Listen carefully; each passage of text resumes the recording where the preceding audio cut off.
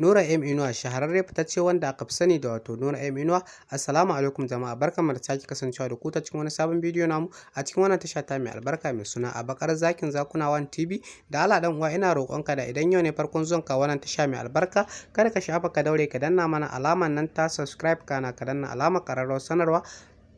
domin samun shirye-shiryen mu akai-akai da zarar mun dora. Sannan kuma idan ba ne farkon zuwan ka wannan tasha mai albarka ba, ina roƙonka da ka daure ka dinga mana share da like da comment a zuwa gururrukan ku na Facebook da kuma na WhatsApp, domin haka ne zai tabbatar mana da kuna bibiyar shirye-shiryen mu. Da fatan dai za ku biyo mu har zuwa ƙarshen wannan bidiyo namu domin jin yadda wannan shahararren mawaki wato Nura M Inuwa yake taka rawar gani, musamman ma da yadda yake fitar da shahararrun waƙoƙi akai-akai a cikin faɗin kowace shekara, ko kuma ce musamman ma da yadda yake kawo album guda biyu a cikin faɗin kowace shekara kamar yadda saba kawowa, wanda a wannan shekara ma dai da muke ciki ta 2023 mawakin wato Nura M Inuwa ba zai kasa gwiwa ba wajen ganin ya kawo album din nasa kamar yadda saba kawowa a cikin faɗin kowace shekara. Kawai kai dai ka daure ka ci gaba da kasancewa da wannan tasha ta mai albarka mai suna Abakar Zakin Zakuna 1 TV domin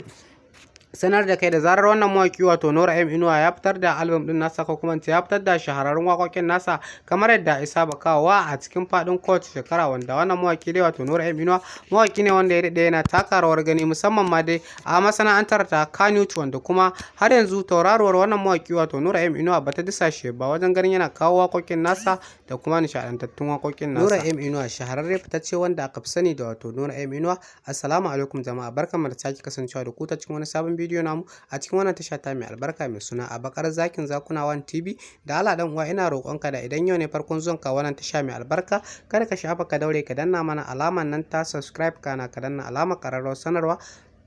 domin samun shirye-shiryen mu akai-akai da zarar mun dora. Sannan kuma idan ba ne farkon zuwan ka wannan tasha mai albarka ba, ina roƙonka da ka daure ka dinga mana share da like da comment a zuwa gururrukan ku na Facebook da kuma na WhatsApp, domin haka ne zai tabbatar mana da kuna bibiyar shirye-shiryen mu. Da fatan dai za ku biyo mu har zuwa ƙarshen wannan bidiyo namu domin jin yadda wannan shahararren mawaki wato Nura M Inuwa yake taka rawar gani, musamman ma da yadda yake fitar da shahararrun waƙoƙi akai-akai a cikin faɗin kowace shekara, ko kuma ce musamman ma da yadda yake kawo album guda biyu a cikin faɗin kowace shekara kamar yadda saba kawowa. Wanda a wannan shekara ma dai da muke ciki ta 2023 mawakin wato Nura M Inuwa ba zai kasa gwiwa ba wajen ganin ya kawo album din nasa kamar yadda saba kawowa a cikin faɗin kowace shekara. Kawai kai dai ka daure ka ci gaba da kasancewa da wannan tasha ta mai albarka mai suna Abakar Zakin Zakuna 1 TV domin